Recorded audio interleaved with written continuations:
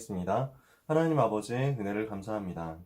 아침에 주의 인자하심을 우리에게 베푸시고 밤마다 주의 성실하심을 우리에게 베푸시는 좋으신 여호와 하나님을 찬양합니다. 우리가 하나님의 자녀된 것을 감사하며 복음 누리는 행복한 아침에 전도자의 삶으로 집중할 수 있도록 주의 백성들에게 응답을 허락하여 주시옵소서.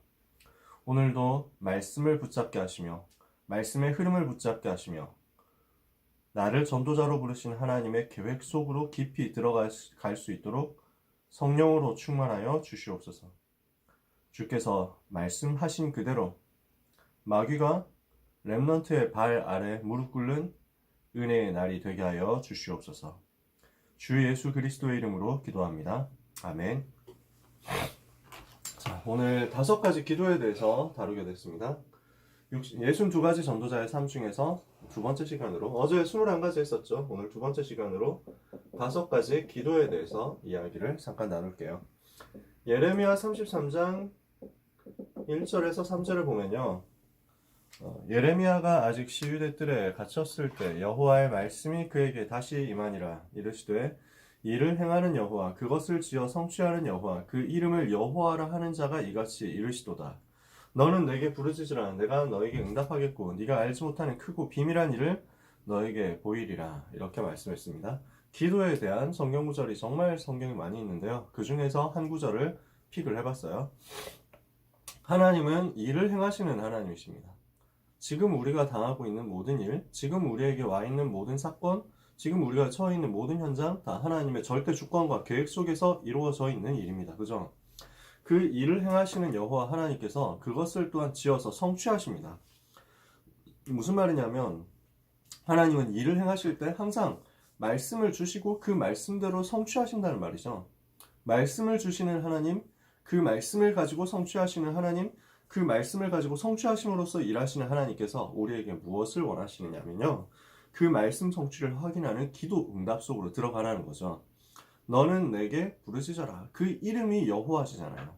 아무도 막을 수 없고 아무도 감당할 수 없고 아무도 꺾을 수 없는 그 여호와 하나님께서 우리에게 기도라는 열쇠를 주셨어요. 너는 내게 부르짖으라. 내가 너에게 응답하겠고 네가 알지 못하는 크고 비밀한 일을 보여주겠다. 우리가 왜 기도해야 됩니까? 기도의 의의가 뭡니까? 하나님은 하나님의 자녀에게 열쇠를 주신 거죠. 여러분이 잘 아시는 대로 열쇠를 주셨습니다. 그 열쇠가 기도예요. 마태복음 16장 19절에 내가 천국 열쇠를 내게 주리니 네가 땅에서 무엇이든지 매면 하늘에서도 매일 것이고 땅에서 무엇이든지 풀면 하늘에서도 풀릴 것이다. 하나님이 하나님의 자녀에게만 주신 열쇠입니다. 그 열쇠를 어떻게 사용할 수 있습니까? 요한복음 16장 24절에 지금까지는 너희가 내 이름으로 아무것도 구하지 아니하였으나 구하라 그리하면 받으리니 너희 기쁨이 충만하리라 말씀했죠. 요한복음 14장 14절에도 내 이름으로 무엇이든지 내게 구하면 내가 시행하리라 이렇게 말씀했습니다. 그러면 어떻게 할 때 이 열쇠를 사용할 수 있습니까? 말씀을 붙잡고 기도할 때 하나님은 반드시 응답하십니다. 언약을 잡고 기도할 때 하나님은 반드시 응답하십니다. 그래서 성경 구절 많이 있지만 요한복음 15장 7절에 너희가 내 안에 거하고, 무슨 말이죠? 구원받은 하나님의 자녀라는 말이죠. 예수 그리스도를 마음속에 영접하고 우리가 예수 안에 있게 된 그 사람, 내가 예수 안에 있게 되었다. 그렇게 될 때 그 사람이 어떻게 기도해야 되느냐? 너희가 내 안에 거하고 내 말이 너희 안에 거하면, 그리스도께서 주신, 하나님께서 주시는 언약의 말씀이 내 안에 있으면 무엇이든지 원하는 대로 구하라 그리하면 이루리라. 약속의 말씀을 붙잡고 기도하라는 거예요. 그래서 요한 1서 5장 14절에도 이렇게 말씀합니다. 우리가 그를 향하여 가진 바 담대한 것이 이것이니 곧 그의 뜻대로 무엇을 구하면 그가 들으심이라. 우리가 하나님의 뜻대로 무언가를 놓고 기도하면 하나님은 들으시고 응답하신다는 거예요. 그래서 이렇게 귀중한 기도에 대해서 성경은 계속 얘기를 하고 있는데, 이 기도에 대한 틀을 잡는 것이 5가지 기도입니다. 오늘 이야기하는 5가지는요, 기도에 대한 틀, 이렇게 생각할 수 있습니다. 그래서 5가지 기도, 우리가 알고 있는 감사, 말씀의 흐름, 집중, 치유, 미래, 요 5가지는요 기도의 순서를 말하는 게 아니에요. 우리가 기도할 때 요 5가지 순서대로 해라 라는 게 아니라 기도의 순서는 따로 있어요. 여러분이 정시 기도할 때 어떻게 하면 좋겠다 라는 이야기를 지난주에도 했었고 그동안 계속 해왔었죠. 그럼 틈틈이 해왔었는데 오늘도 뭐 끝날 때쯤 잠깐 얘기하겠습니다만 요 기도에 대한 순서는 뭐 여러 가지로 여러분이 활용할 수 있는데 오늘 얘기하는 거는 그 순서가 아니라 흐름이에요. 응답을 받는 흐름이죠. 기도할 때, 그러니까 언약을 붙잡고 기도할 때 어떤 일들이 일어날 것이냐, 언약 붙잡고 기도할 때 어떤 응답이 올 것이냐라는 흐름을 말합니다. 응답의 흐름이죠. 그 응답이 5가지로 일어난다는 것입니다. 이것을 여러분이 오늘 붙잡아야 되겠습니다. 그러면 첫 번째 뭡니까? 감사예요. 근데 그냥 감사가 아니라 이거는 근본적인 감사입니다. 그냥 하루하루 매일매일 살아가면서 뭐 좀 개이득각 봤다 이러면은 아 감사하네요 뭐 이렇게 할 수도 있습니다. 그것도 포함돼요 당연히. 그런데 여기에서 말하는 5가지 기도의 제일 첫 번째가 감사라고 하는 것은 진짜 근본적인 감사를 의미합니다.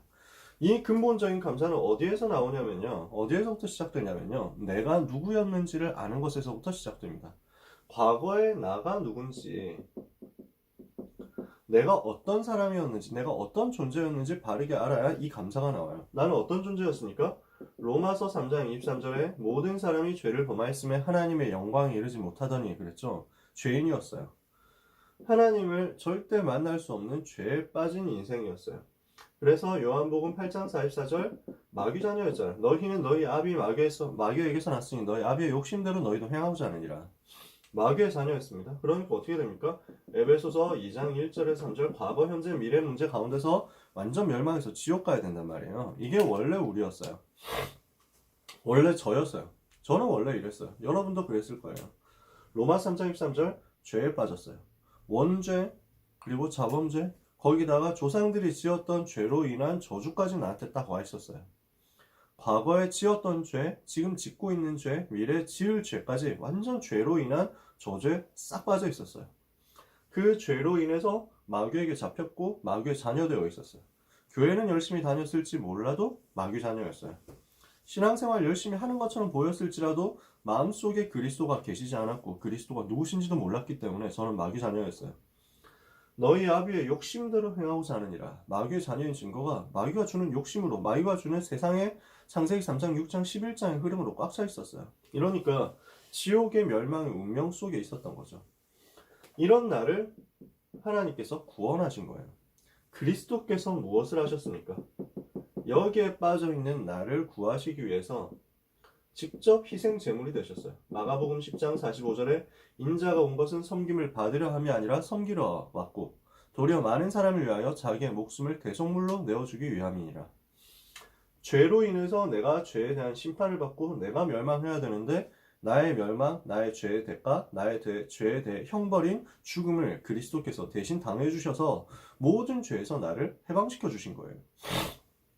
그래서 고린도전서 15장 3절 4절에 보니까 수많은 성경 구절이 있습니다만 이와 같이 그리스도께서도 내가 받은 바를 먼저 너에게 전하였노니 이는 그리스도께서 성경대로 우리 죄를 위하여 죽으시고 성경대로 사흘 만에 다시 살아나셨다.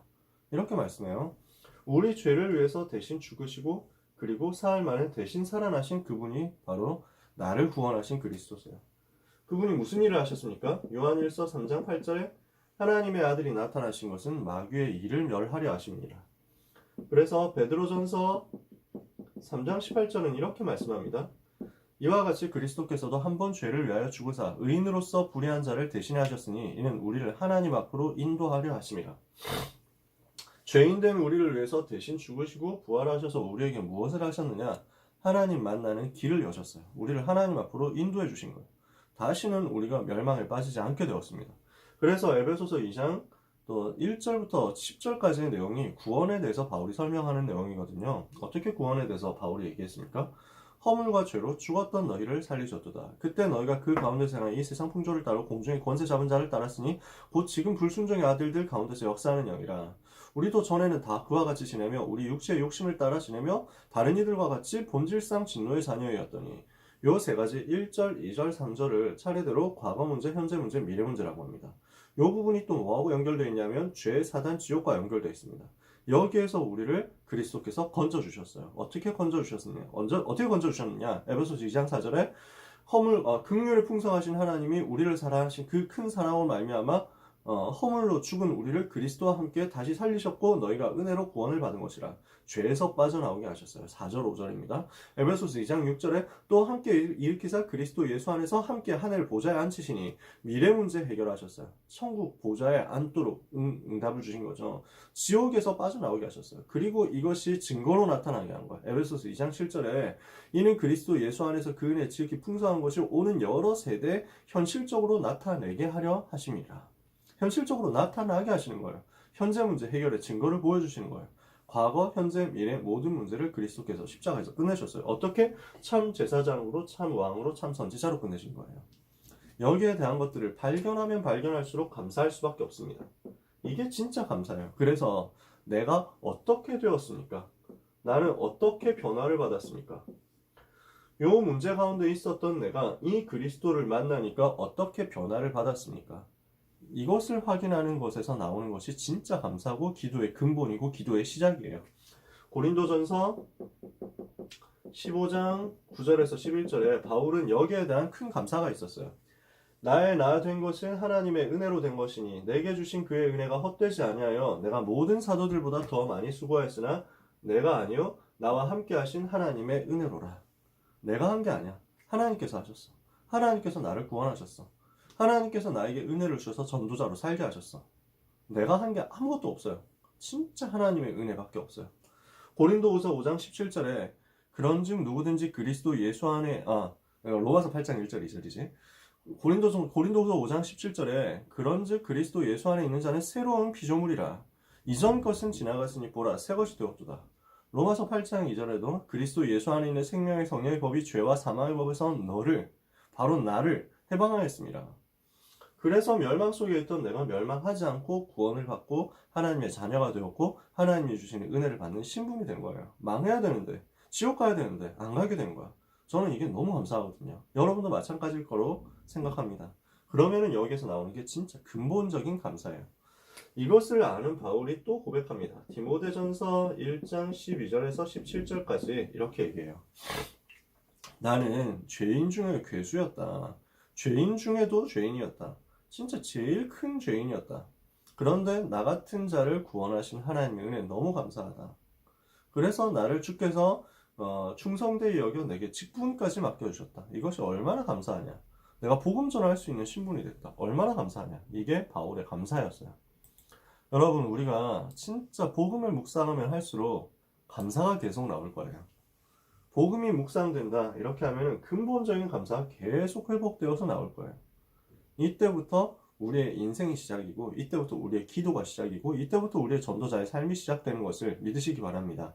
사도행전 1장 1절 3절 8절 예수가 그리스도 하나님의 나라 성령 충만 이것으로 내 모든 문제 해결받았죠.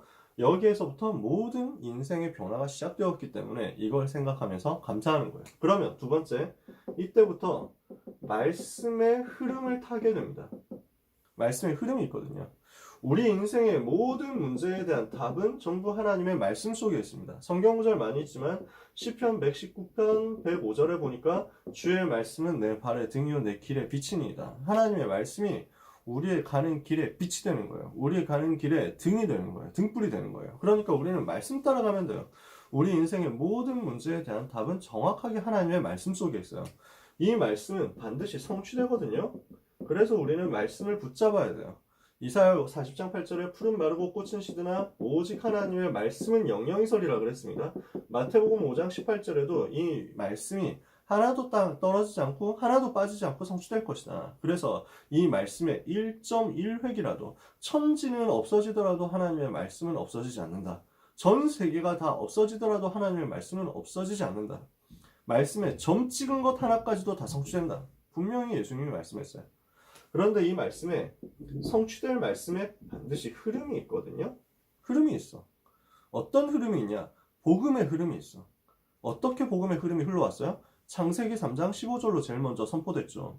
이 창세기 3장 15절의 말씀이 창세기 6장 14절 방주로 흘러온 거예요. 이 창세기 3장 15절의 말씀이 흘러가가지고 가나안 땅, 바벨탑의 운동을 깨뜨리는 창세기 12장 1절 3절 가나안 땅 운동으로 딱 내려온 거예요. 이 말씀의 흐름이 모세 시대에 와가지고 출애굽기 3장 18절 피제사로 내려온 거예요. 이게 출애굽기 12장의 6월절로 성취된 거죠. 쭉쭉 내려옵니다. 그렇게 계속 이어져 와요. 말씀의 흐름이 계속 이어져 와요. 포로 시대 때 어떻게 내려옵니까? 이사야 7장 14절로 흘러옵니다. 복음의 흐름이.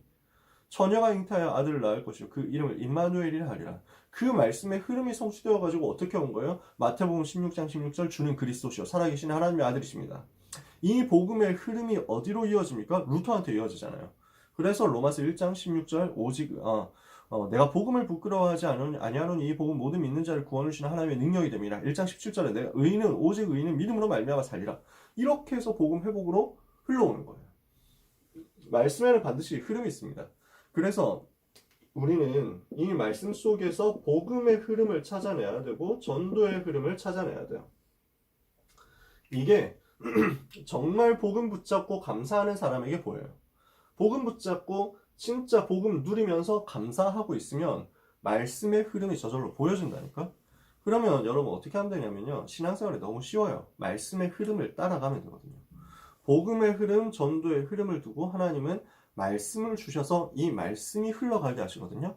이 말씀의 흐름을 타는 사람은 응답을 편안하게 받게 되어 있어요. 흐름을 타라. 그러니까 하나님이 흘러가게 하시는 말씀의 흐름이 어떻게 흘러갔느냐. 사도행전 1장 8절에 오직 성령이 너에게 마시면 너희가 권능을 받고 예루살렘과 온 유대와 사마리아 땅까지는 내 증인이 되리라 그랬잖아요. 이 사도행전 1장 8절 땅끝까지 복음 전하는 이 운동을 두고 하나님은 말씀이 흘러가게 하신 거예요. 그래서 제일 먼저 예루살렘에 성수되죠. 사도행전 6장 7절 예루살렘의 제자의 수가 더 심히 많아지고 그 다음에 사마리아에 성취되죠. 사도행전 8장 4절 8절 그 성에 큰 기쁨이 있더라. 빌립이 사마리아의 나라가 백성에게 그리스도를 전파하니. 그 다음에 이 말씀이 유대로 흘러가요. 사도행전 9장 32절 43절 이 말씀이 드디어 땅끝으로 가게 됩니다. 근데 땅끝으로 가야 되는데 땅끝으로 가야 되는 부분을 이해를 못한 거예요. 예루살렘 마가다락방 교회 사람들이. 그러니까 하나님은 핍박과 사건을 줘가지고 흩어지게 만들었어요. 그래서 사도행전 11장 19절에 스데반의 일로 말미암아 흩어진 자들이 안디옥에 와서 복음을 유대인에게 전하다가 헬라인에게도 전하게 되었다. 하나님의 의도와 맞아지죠. 말씀의 흐름을 탄 거예요. 이러니까 이 말씀의 흐름이 안디옥 복음화로 이어져요. 이 안디옥 복음화는 사도행전 13장 1절에서 3절 중요한 제자를 세워가지고 선교사로 파송하는 것으로 이어지죠. 아시아 지역을 갈라디아와 구브로 이쪽 지방을 살리는 선교사 파송으로 이어집니다. 요 흐름이 어디로 이어집니까? 사도행전 16장 6절에서 10절에 마게도냐 운동으로 이어집니다. 마게도냐라는 유럽이라는 새로운 현장의 문을 열게 되는 거예요. 나중에 사도행전 19장 21절에 이게 로마로 이어지는 거죠. 그러니까 뭔가 대단한 걸 한 게 아니라 말씀의 흐름을 따라가니까 거기에 응답이 예비되어 있었던 거예요. 이게 우리의 신앙생활이죠. 쉽습니다. 그러면 말씀의 흐름이 보였으니까 우리는 거기에 집중하면 됩니다. 말씀의 흐름을 발견했기 때문에 이 말씀의 흐름을 따라서 집중해 가고 있으면 돼요.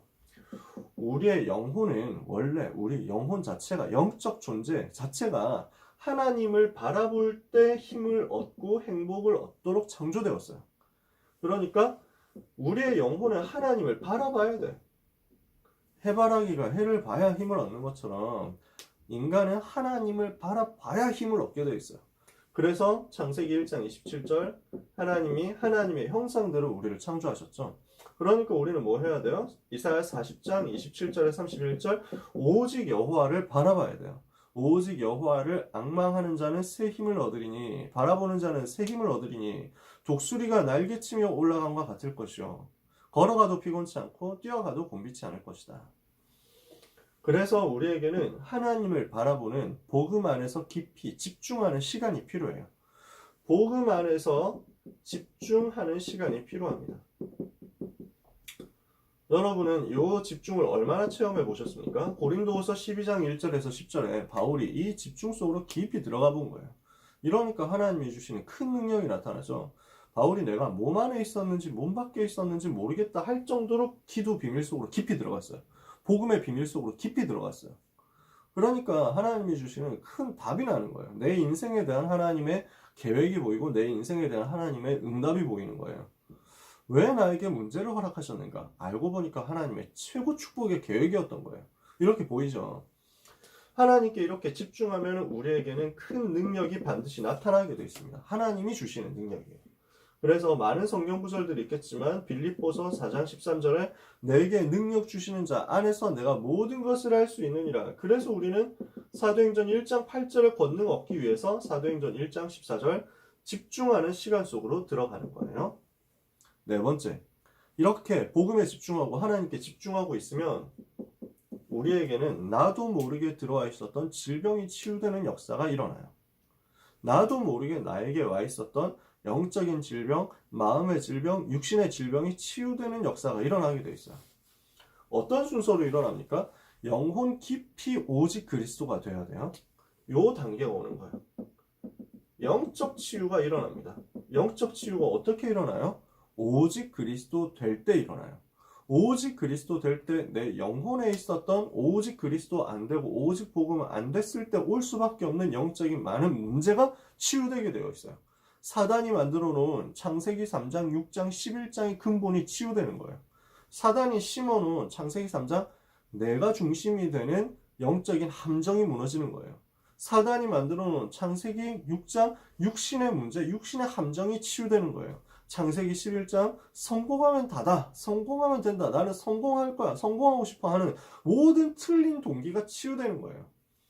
그래서 갈라디아서 2장 20절이 되는 거예요. 나는 그리스도와 함께 십자가에 못 박혀 죽었다. 그런즉 이제는 내가 사는 것이 아니고 내 안에 그리스도께서 사시는 것이다. 이제 내가 육체 가운데 사는 것은 나를 사랑하사 나를 위하여 자기 몸을 버리신 하나님의 아들을 믿는 믿음 안에서 사는 것이다. 나는 살아도 괜찮고 죽어도 괜찮고 그리스도만 나에게 나타나기를 원한다. 빌립보서 1장 12절에서 21절까지 바울이 한 고백이에요. 나는 살든지 죽든지 내 몸에서 그리스도가 존귀케 되게 하려 하나니 이는 내게 사는 것이 그리스도니 죽는 것도 내게 유익함입니다. 아무 상관없다는 거예요. 이러면 이 사람 못 막죠. 히브리서 11장 38절에 이런 사람은 세상이 감당하지 못하는도다. 그러면요, 이렇게 영적인 치유가 일어나면 마음과 생각에도 치유가 일어납니다. 어떻게 치유가 일어날까요? 상처가 치유되는 거예요. 이 상처가 어떻게 치유됩니까? 맡겨버리게 돼요. 마태복음 11장 28절에 수고하고 무거운 짐진 자들아 다 내게로 오라 내가 너희를 쉬게 하리라. 그리스도께 내 상처를 비로소 전부 맡기게 되는 거예요. 나의 모든 연약, 나의 모든 무능 전부 맡기게 되는 거예요. 내가 생각할 때는, 내가 판단할 때는 안 될 것 같은 그 모든 문제, 염려, 한계 이런 것들을 전부 그리스도께 맡기게 되는 거예요. 이때 진짜 상처 치유되거든요. 그러면은 뭐가 나오냐? 감사가 나와요. 데살로니가전서 5장 16절 18절 상처가 변해서 감사로 변한다. 항상 기뻐할 수 있고 쉬지 않고 기도할 수 있고 범사에 감사할 수 있는 영적 상태로 자꾸만 가는 거예요. 놀랍죠? 그러니까 내가 복음에 대한 감사, 근본 감사를 가지고 있으면 삶에 대한 매일의 감사가 치유로서 드러나게 되어 있어요. 이러면요, 이때 육신도 자연스럽게 치유돼서 살아나요.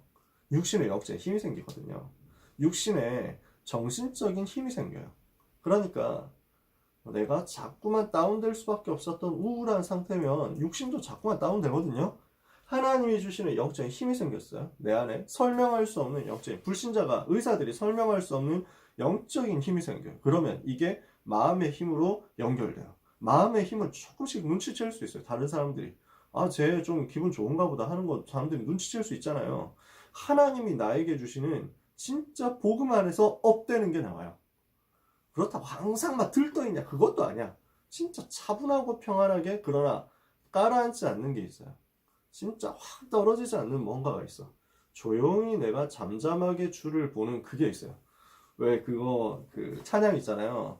주품에 품으소서 찬양 있잖아요. 거친 파도 날 향해 와도 주와 함께 날아오르리 그러잖아. 그러면서 폭풍 가운데 있는데 나의 영혼은 어떻게 돼요? 잠잠하게 주를 봐요. 내가 엄청 어려운 가운데 있는데 잠잠하게 주님 바라보면서 힘을 얻을 수 있고 평안을 얻을 수 있는, 누릴 수 있는 마음의 힘이 생기는 거야. 영적인 힘에서 나오는 마음의 힘. 여기에서 나오는 게 육신 치유거든요.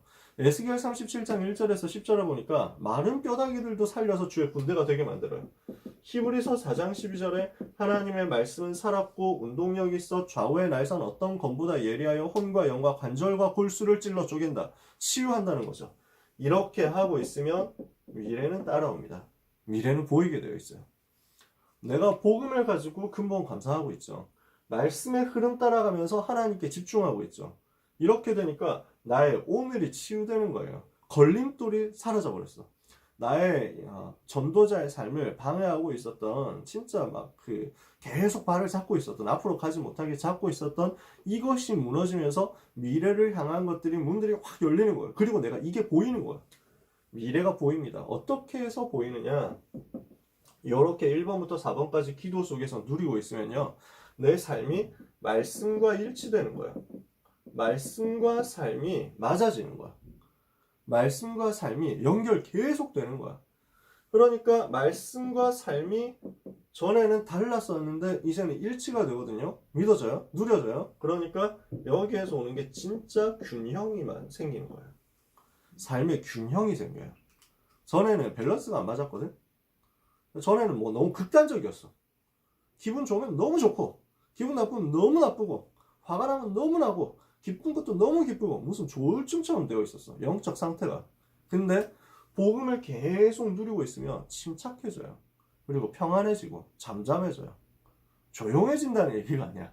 하나님이 내게 주시는 그게 있어. 그러니까 사람이 성격이 되게 외향적인 성격인 사람도 있잖아요. 성격이 내성적인 사람도 있어요. 그 성격이 바뀌느냐? 바뀐다기보다는 그 성격을 하나님께 사용받게 돼요. 그 성품이 하나님께 사용되게 돼요. 활용되는 거야. 그러면서 안 되고 있었던 한계는 넘어서게 돼요. 저는 복음 받고 나니까 어떻게 되냐면은 내 성품 자체는 기본적으로 내성적인 것 같더라고. 기본적으로 말하는 거 싫고, 남한테 피해 주기 싫고, 남한테 피해 받기도 싫고, 막 그런 성품이거든. 조용히 있는 게 좋아. 저는 혼자 있는 게 너무 편했어요. 그러니까. 근데 하나님이 필요로 하시면 사람 앞에도 설 수 있게 됩니다. 하나님이 하게 하시면 얼마든지 사람 앞에 설 수 있고, 많은 사람 앞에 설 수 있고, 이야기할 수 있고, 대화할 수 있고, 같이 웃을 수 있고, 할 수 있게 되는 거야. 맞아지거든. 내 삶이 하나님의 말씀과 맞아질 때 따라 나오는 영적 균형이 생기는 거야. 삶의 균형이 생기는 거야.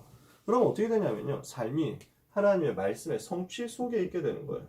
그래서 디모데후서 3장 14절을 보니까 배우고 확신한 일에 거하라 이랬거든요, 바울이. 너는 배우고 확신한 일에 거해라.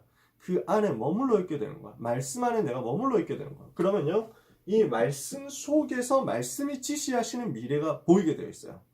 말씀 안에 미래가 들어있거든. 그게 나에게 보이기 시작하는 거야. 예레미야 33장 3절에 보니까 너는 내게 부르짖으라 내가 너에게 응답하겠고 네가 알지 못하는 크고 비밀한 일, 은밀한 일을 보여주겠다. 사도행전 2장 17절에 그래서 요엘 선지자가 말씀하신 그 말씀이 성취되는 거예요. 그때 너희의 자녀들은 예언할 것이고 너희의 젊은이들은 환상을 보고 너희 늙은이들은 꿈을 꾸게 될 것이다. 그 예언, 환상, 꿈 이렇게 나오는데 이게 특별한 신비주의를 말하는 게 아니라 전부 미래를 본다는 말이에요. 그러면은 예언하게 된다. 그래서 하나님의 말씀이 내 입에 계속 머물러 있으니까 환상을 보게 된다. 비전이 보이는 거죠. 꿈을 꾸게 된다. 비전과 꿈, 우리는 차이가 있지만 여기서 늙은이들은 왜 꿈을 꾼다고 하느냐? 저는 해석을 해봤는데 이게 나이 든 사람, 나이 젊은 사람한테는 자기가 꾼 그 세계복음의 그림이 성취되는 것을 볼 것이고 나이 많으신 분들은 후대에 그게 성취되는 걸 볼 거니까 그래서 꿈이라고 표현했구나. 저는 그렇게 생각되더라고요. 그러니까 한마디로 말해서 미래가 다 보인다는 거예요. 하나님께서 그 응답을 주시는 거죠. 그러면 미래를 아는 사람이 미래를 알고 미래를 위해서 오늘을 누리게 돼요. 마태복음 24장 14절 이 천국 복음이 모든 민족에게 증거되기 위해서 온 세상에 전파되리니 그제야 끝이 오리라 그랬죠. 이것을 알기 때문에 오늘을 전도자의 삶으로, 오늘을 조용히 하나님 바라보면서 기도의 삶으로 바꾸는 거예요. 다니엘 6장 10절에 이 미래를 알기 때문에 다니엘이 뭘 합니까? 조용히 기도 속으로 오늘도 들어가는 거예요. 다니엘이 왕의 조서에 어인이 찍힌 것을 알고도 하루 3번씩 예루살렘을 향하여 창문을 열어놓고 그의 하나님 여호와께 감사하며 기도하였더라. 똑같이 오늘의 기도로 성공시키는 거예요. 그러면 하나님이 주시는 이런 미래를 보는 사람은 염려가 없어지죠. 두려움도 없어져요. 확신 가지고 담대하게 세상을 향해서 나갈 수 있게 돼요. 요한복음 16장 33절에 너희가 세상에서 환난을 당하나 담대하라 내가 세상을 이기었노라. 세상 이기신 그리스도께서 지금도 여러분과 함께, 지금도 렘넌트와 함께, 지금도 렘넌트를 돌보고 계신다는 사실 믿으시기를 바랍니다. 그래서 이번 주 강단 메시지잖아요. 만나와 메추라기 줬다는 게 중요한 게 아니다. 하나님은 하나님의 백성에게 지금도 최고의 관심을 두고 계신다. 하나님은 하나님의 자녀 참 이스라엘 된 사람에게 지금도 최고의 계획을 갖고 계신다. 언약 붙잡고 확신 가지고 기도 속으로 들어가게 되시기를 바랍니다. 그래서 우리는 계속 기도에 대한 미션을 구체적으로 붙잡아야 돼요. 여러분, 혼자 있을 때 기도가 되어져야 돼요. 혼자 있을 때. 누가 시켜서 하는 거 말고 혼자 있을 때 기도가 되어지는 영적인 상태를 여러분이 준비해 주셔야 돼요. 그래야 하나님이 여러분에게 큰 것을 맡길 수가 있어요. 혼자 있을 때 기도가 되어지는 것을 만들어야 돼요. 두 번째, 여러분이 만약에 깊은 기도를 누릴 수 있게 된다면 여러분은 세상 살리는 서밋으로 가게 될 거예요. 세상을 살릴 만큼 이번 주 렘넌트 데이 때 메시지 하셨잖아요. 보이지 않는 암묵적인 힘이 생겨요. 테스트 파워가 생긴다니까. 암묵적 힘이 생긴다고. 사람들이 느낄 수 없는, 사람들이 직접 알 수는 없는데 눈에 안 보이는데 저 사람 뭔가 다르다 하는 그 힘이 딱 나와요. 이걸 여러분 얻게 될 거예요. 마지막입니다. 이 모든 것을 두고 깊은 기도 속으로 여러분이 들어가기 위해서 먼저, 이건 제가 만든 말이에요. 깊은 기도 하려면 먼저 너무 욕심 부리지 말고 얕은 기도부터 좀 시작하자. 일단 그거부터 하자. 불신자에게, 기존 신자에게 기도가 이런 것이다 설명해 줄 수 있을 만큼 나만의 작은 기도 모델을 만들어 보세요. 기도의 규모를 만들어 봐. 기도의 시스템을 만드세요. 그래서 시간 정하고 제목 정하고 장소 정하고 해서 하는 간단한 기도. 하루에 3분이라도 여호와를 바라보는 그 기도. 기도서 잠깐 읽고 잠깐 기도하는 그 기도. 그 얕은 기도라도 일단 시작해보자. 그러다가 여러분 중에 깊은 기도 성공하는 사람 나온다면 하나님 그 사람 중심으로 한 학교를 맡기실 것이고 한 현장과 한 대학을 맡기실 것이고 미래를 맡기실 거예요. 이 응답을 여러분이 받으시기 바랍니다. 기준이 뭐냐? 기존 신자들이 충격받을 만큼 기도해라. 기도 문을 그렇게 만들어. 언제 여러분에게 대표 기도 시켜도 여러분이 편안하고 당당하게 주눅들지 않고 아주 자연스럽게 할 수 있을 만큼 기도가 여러분에게 준비되는 응답을 받게 되시기를 바랍니다. 수고하셨습니다. 오늘 오전 1강 여기까지고요. 조금 쉬었다가 40분에 성경 구절에 대해서 또 기도에 대해서 잠깐 이야기하고 마칠 거예요. 감사합니다.